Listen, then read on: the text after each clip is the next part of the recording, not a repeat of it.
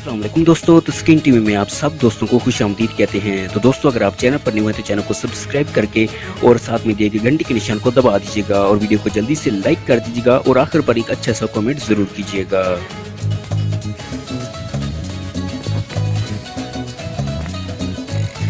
Hadi gidip bir yerde kahve iç.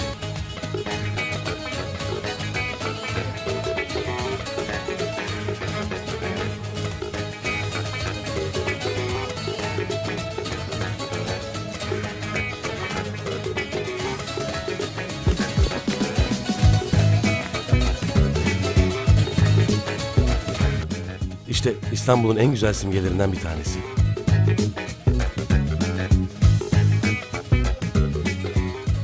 Şunu bir tutar mısın?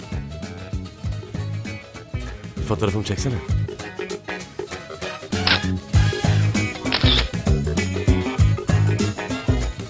Keşke bu fotoğrafta sen de olsaydın.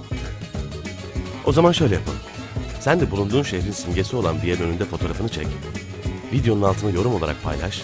Eğer en güzel fotoğraf seninki seçilirse X360 senin olsun.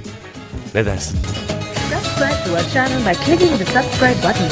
Click the bell button and enjoy the latest